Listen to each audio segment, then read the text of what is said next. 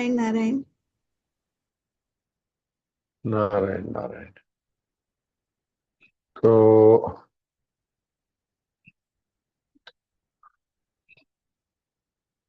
गीता जी का पाठ करेंगे। तो आज 11वें अध्याय का तीसरा श्लोक है। अध्याय 11 श्लोक 3। एवमेतद्यथा तत् एवमेतद्यथा तत्त्वमात्मानं परमेश्वर द्रष्टुमिच्छामि ते रूप महेश्वरं पुरुषोत्तम। एवमेतद्यथा तत्त्वमात्मानं परमेश्वर द्रष्टुमिच्छामि ते रूप महेश्वरम पुरुषोत्तम।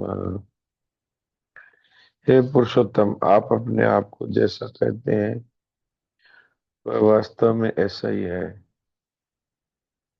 ये वास्तव में ऐसा ही है। हे परमेश्वर, आपके ईश्वर संबंधी रूप को मैं देखना चाहता हूँ।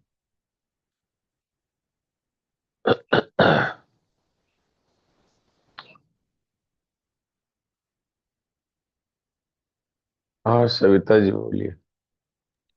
नारायण नारायण। नारायण। एवमेतद्यथा तत्तत्त्वमात्मानं परमेश्वर द्रष्टुमिच्छामि ते रूप महेश्वरं पुरुषोत्तम। बहुत अच्छा। इस्ता देवी।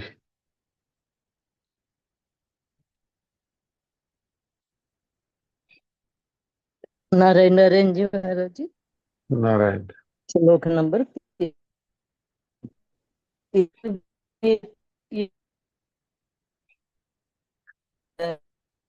आपकी आवाज कट रही है, आपका नेटवर्क सही नहीं।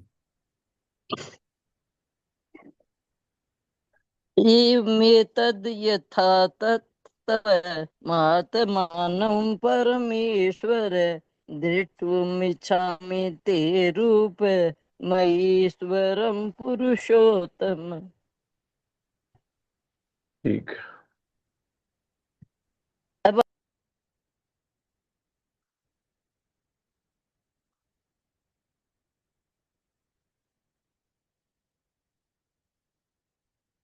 तारा।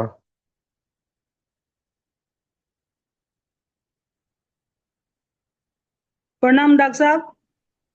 प्रणाम। एवमेतौ यथा तत्त्वमात्मानं परमेश्वर दृष्टुमिच्छामि ते रूप मेश्वरं पुरुषोत्तम। पहले से अच्छा है आपका। हाँ। मालती देवी।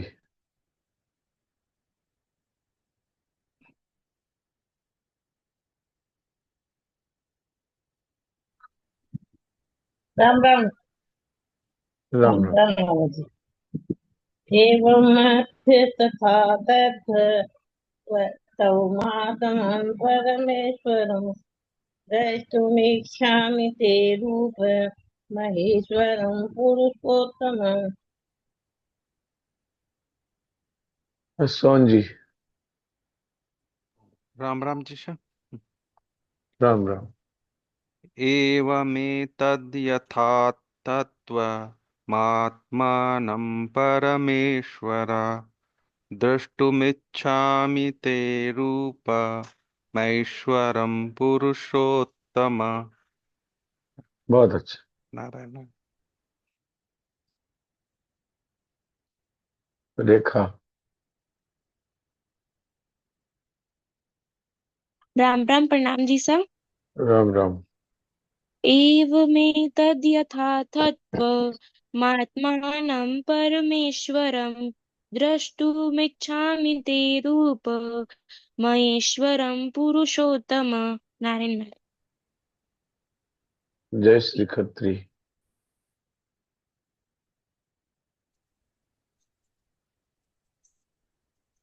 राम राम।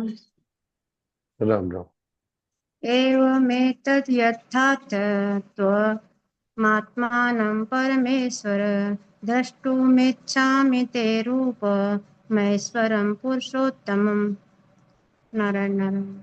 ठीक है, बहुत अच्छा। आज इतने लोगों को मौका मिलेगा।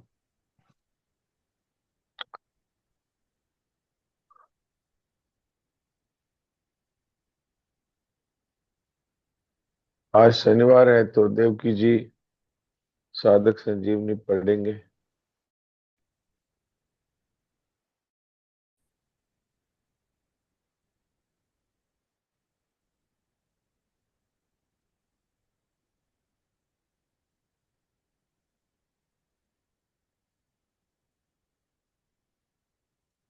हाँ देवकी जी, कौन सा पेज है?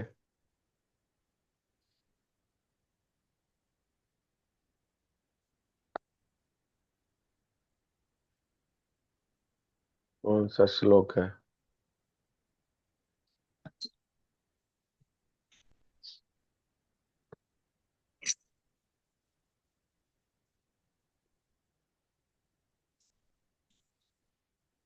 नारायण नारायण नारायण नारायण नारायण नारायण।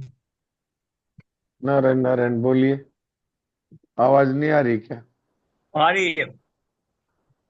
हाँ तो आप कौन सा पेज है, कौन सा श्लोक है? आज पेज 159 और 100। 17वां श्लोक है। अच्छा, सुनाइए। मननशील सेमी मनुष्यों को संसार राख की तरह दिखता है। इस पर यह प्रश्न उठता है कि क्या वह सांसारिक पदार्थों के संपर्क में आता ही नहीं? अगर नहीं आता तो उसका जीवन निर्वाह कैसे होता है, और अगर आता है तो उसकी स्थिति कैसे हो जाती है? इन बातों का विवेचन करने के लिए आगे का श्लोक है। आपूर्यमाणे मतलम प्रतिष्ठम समुद्र मापे परिसंति यद्वत् तद्वत् कामायम परिसंति सर्वे स शांति मापनोति न काम कामी।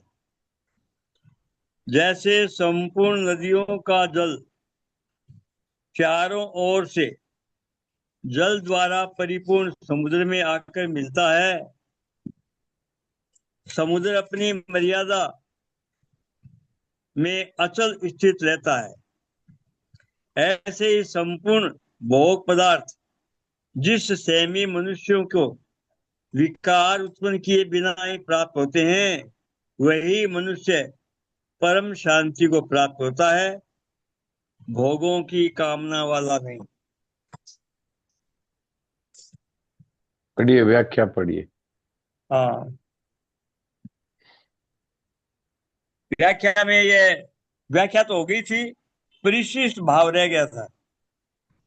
अच्छा, सुनाइए।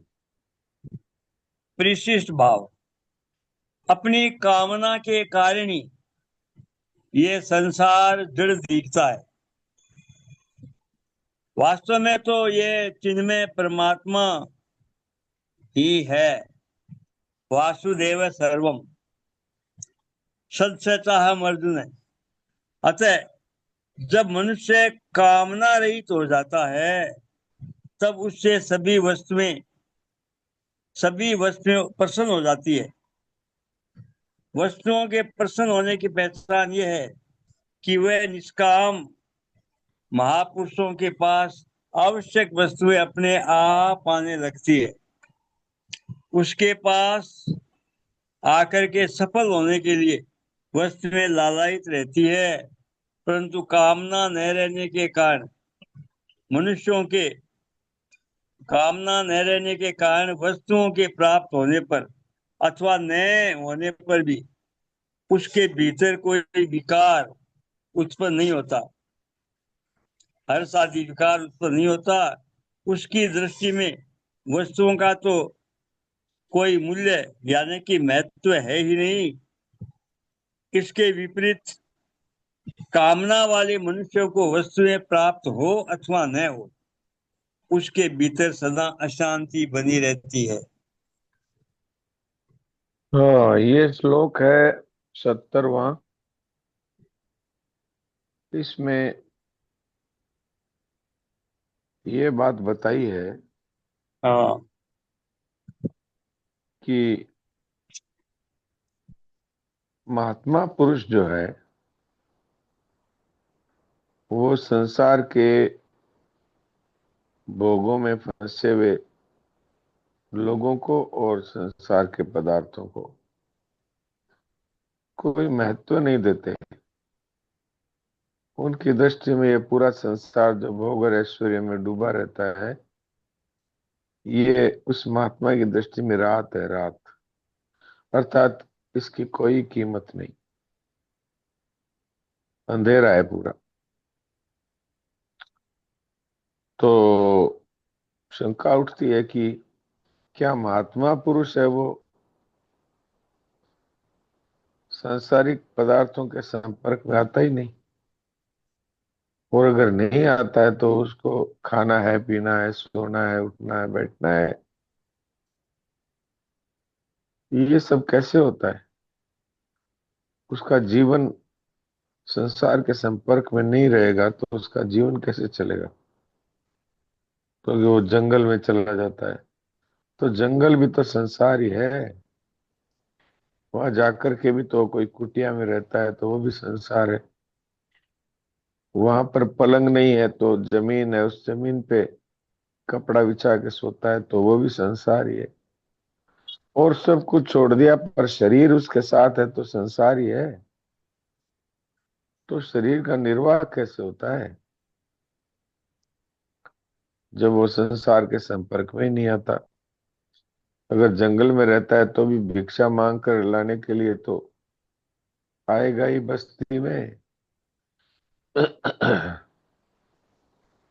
और भिक्षा मांग कर लाएगा तो वो बैठ करके पाएगा। तो वो एक प्रकार से तो संसार में ही है। तो संसार में रहते हुए वो किस तरह से संसार में रहता है?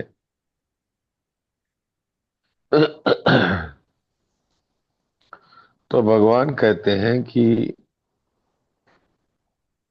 जो भोगी मनुष्य हैं वो तो पदार्थों में और भोगों में आसक्ति पूर्वक उनको ग्रहण करते हैं, उनका संग्रह करते हैं।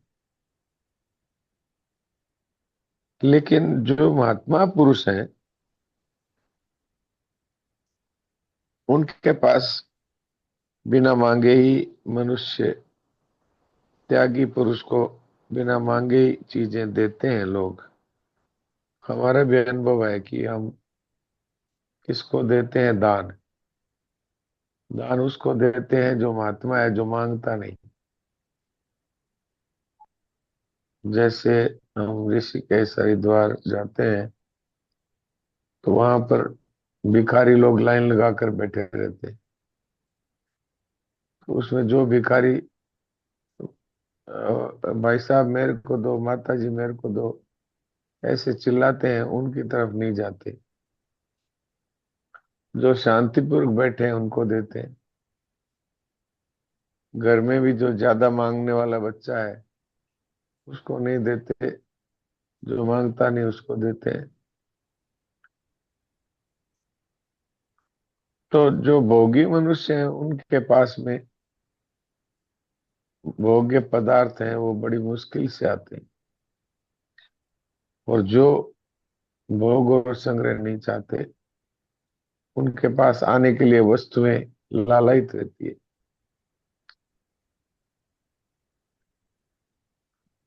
जो लाओ लाओ लाओ करता है उसको लोग कम देते हैं और जो मांगता नहीं उसको ज्यादा देते हैं। ये हम सब का अनुभव है।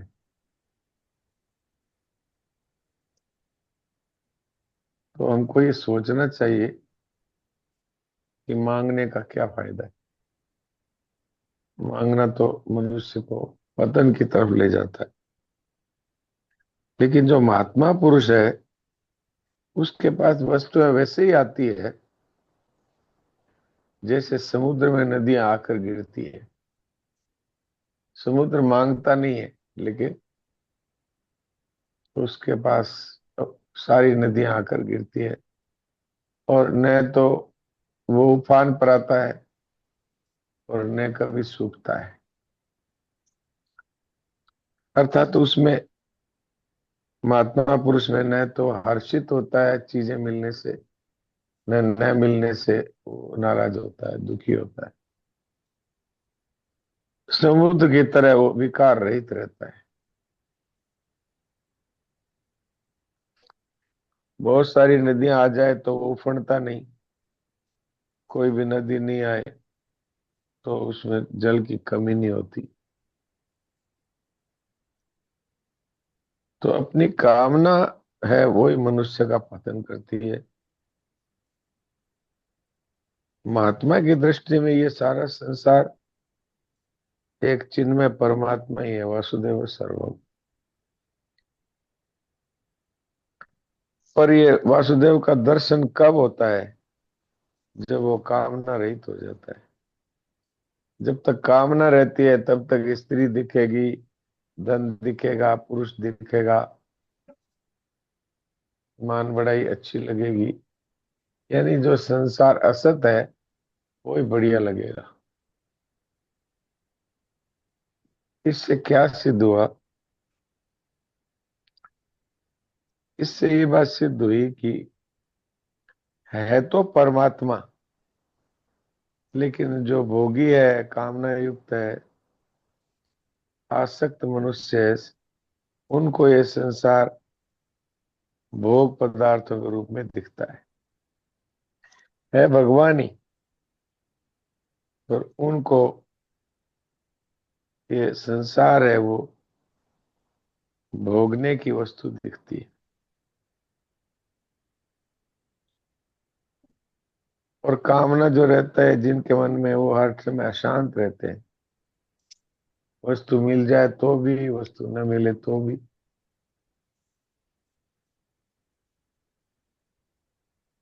मैं ये देखता हूं, एक सूचना सुन लीजिए। मैं ये वीडियो खुला रखता हूं तो मुझे बहुत से लोग बातें करते हुए दिखाई देते हैं। मैं यहाँ पर गला खराब होते हुए भी बोलने की कोशिश कर रहा हूँ, लेकिन यहाँ मैं वीडियो में देख रहा हूँ लोग अपने बातों में ही लगे हुए। उनको इस बात का कोई विचार नहीं है कि ये आदमी गला खराब होने पर भी गला फाड़ के बोल रहा है, तो हम कम से कम सुन तो लें। मेरे को यहाँ वीडियो में साफ दिखता है कि बातें कर रहे हैं, तो फिर मेरा गला फाड़ने का क्या फायदा है? तो मैं ऐसे लोगों का वीडियो बंद कर देता हूँ। तो उनका नाम लूंगा तो उनको बुरा लगेगा, इसलिए मैं उनका नाम नहीं ले रहा हूँ। यद्यपि मेरे को नाम मालूम है उनका, लेकिन मैं इसलिए नाम नहीं ले रहा कि उनको खराब लगेगा। वीडियो इसलिए बंद कर रहा हूं ताकि दूसरे लोग हैं तो वो तो डिस्टर्ब ना हो उनको देख देख कर, इसलिए उनका वीडियो बंद करता हूं।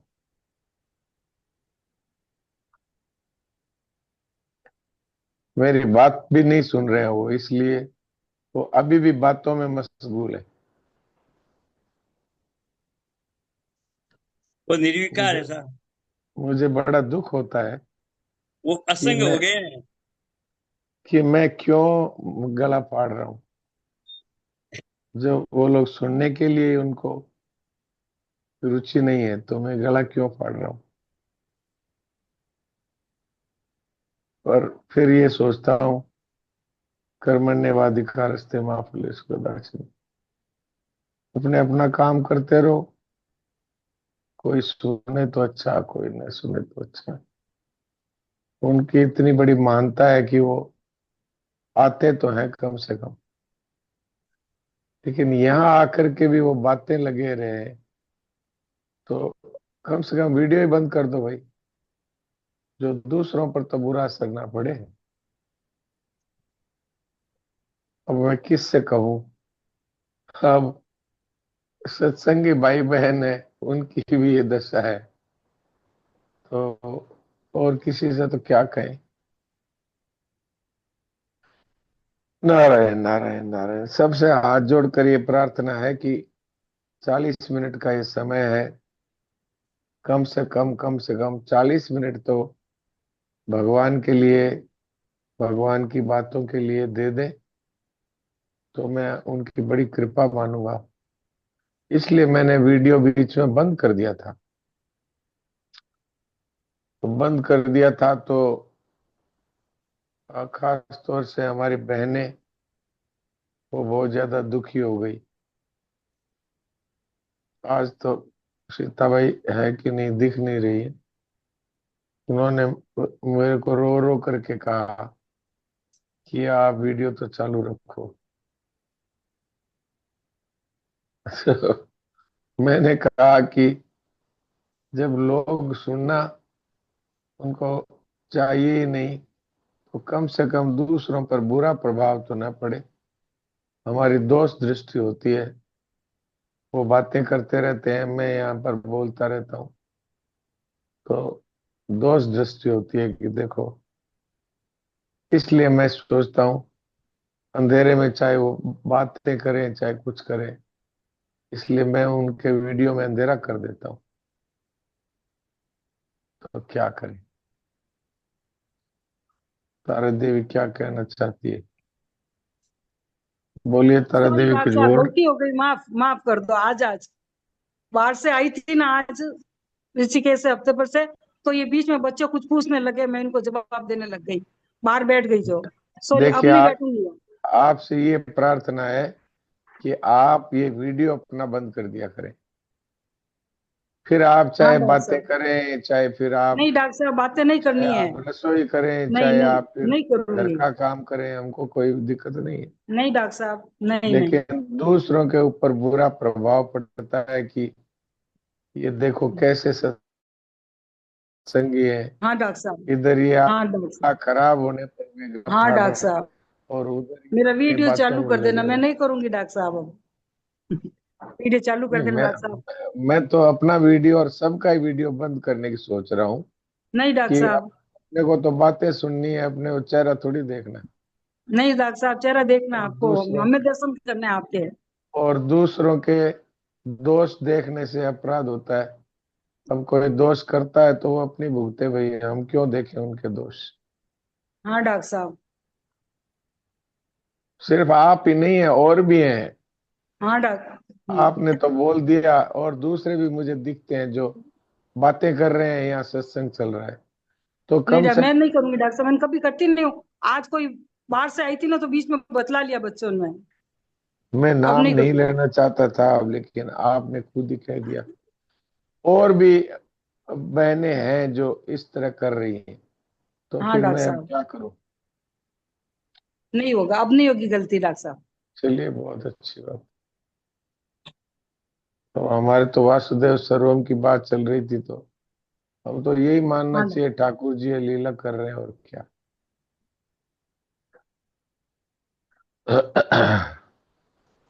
अब आगे के श्लोक में स्थित प्रज्ञ कैसे चलता है, हाँ, सब बताइए। प्रश्न के उसका उत्तर का उपसंहार करते हैं, इस प्रश्न के उत्तर का जी उपसंहार जी करते जी। हैं। विहाय कामान सर्वान पुमा सर्ति निष्प्रह निर्ममो निरहंकार है स शांति मदि गच्छति। जो मनुष्य संपूर्ण कामनाओं का त्याग करके स्पृहा रहित, ममता रहित, अहंता रहित होकर आचरण करता है, वह शांति को प्राप्त होता है।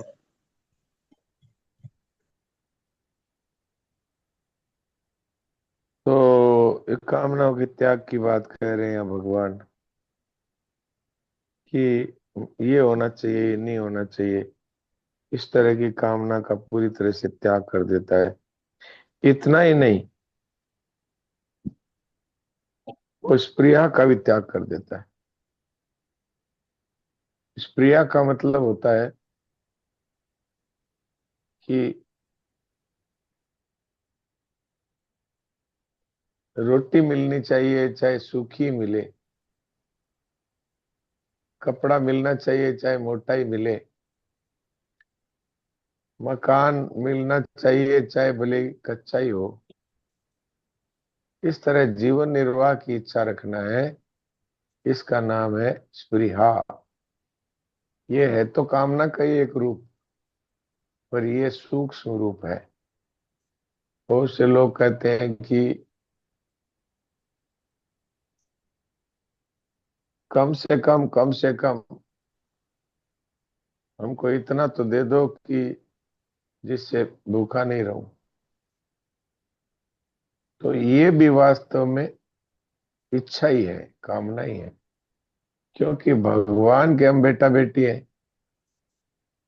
वो हमारी निर्वाह की व्यवस्था, चाहे पापी हो चाहे पुण्यात्मा हो, सबकी व्यवस्था भगवान कर। तो फिर उसके लिए उनसे मांगना किस लिए? मांगने से कुछ मिलता भी नहीं। जो मिलना है वो बिना मांगे ही मिल जाता है, जो नहीं मिलना है वो कितना ही मांगो मिलता ही नहीं। तो ये स्पृहा भी छोड़ देते हैं, जो कामनाओं का संपूर्णता से त्याग कर देते हैं, और ममता और अहंकार भी छोड़ देते हैं।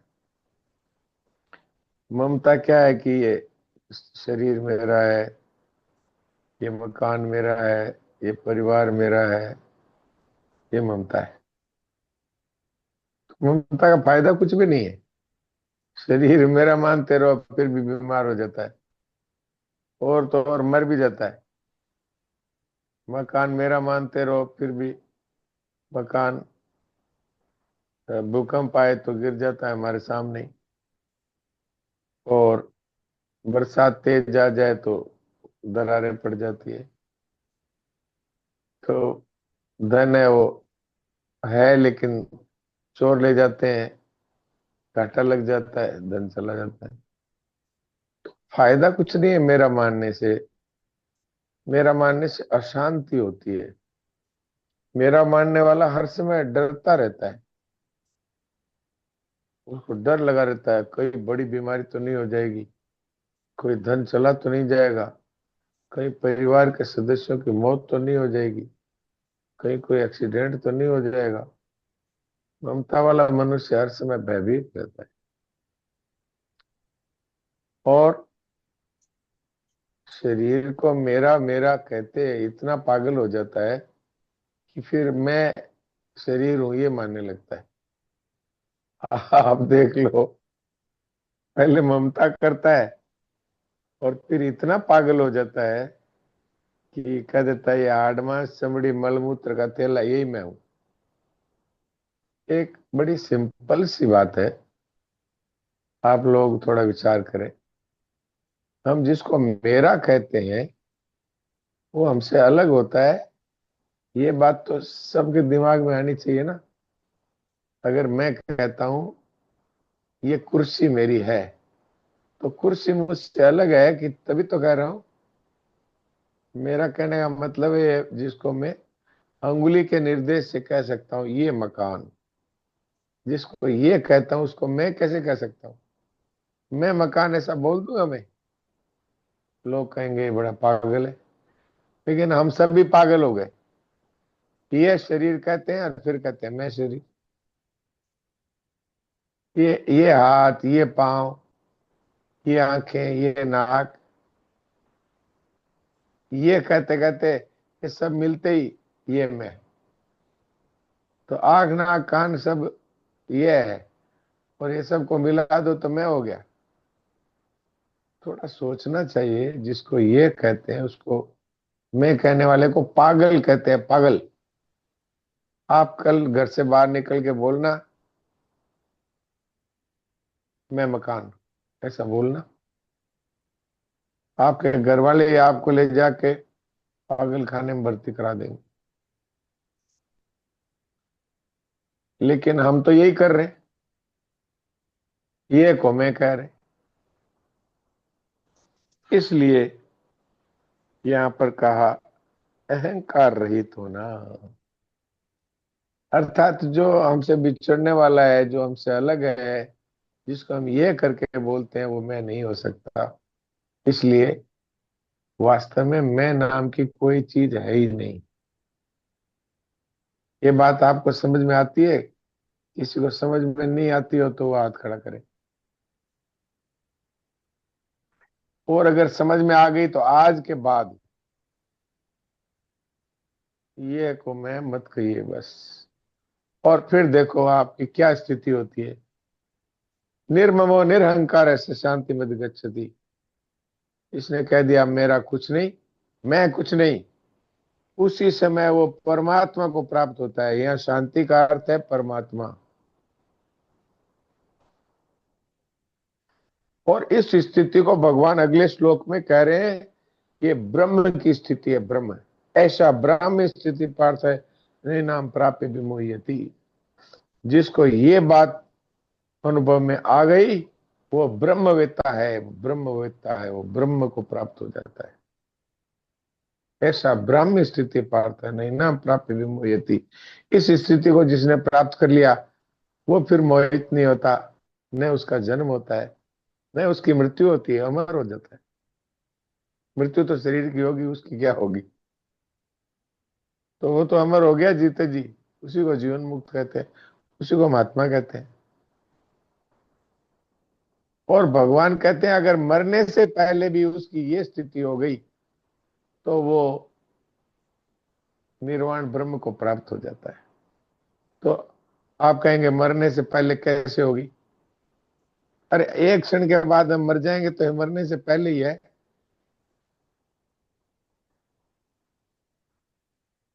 पता है क्या किसी को अगले क्षण हमारी मृत्यु नहीं है? कोई कह सकता है? मैंने अपनी आंखों के सामने आदमी को बैठे हुए को और मरते हुए देखा है। क्यों? मेरा तो चिकित्सा व्यवसाय है। तो मेरे सामने एक ऐसी घटना हुई है कि किसी ने मुझे इनवाइट किया था, हमारे साथ आज दोपहर का भोजन आप हमारे यहीं करिए, मित्रता बस बुलाया था। वो और हम आमने सामने बैठे थे, उनकी पत्नी पास में बैठी थी। वो बैठे बैठे ही एकदम से गिर गए और मैंने नाड़ी देखी तो खत्म। तो किसी का पता नहीं एक क्षण के बाद में वो शरीर रहेगा कि नहीं। तो अभी अभी हमें इस बात का अनुभव करना चाहिए। अब लगभग 1 मिनट का समय रहा है, इसलिए इसको यहीं पर विराम देते हैं और सभी लोग क्रिया और चिंतन से रहित होकर मुख सत्संग करें और अपने स्वरूप का अनुभव करें।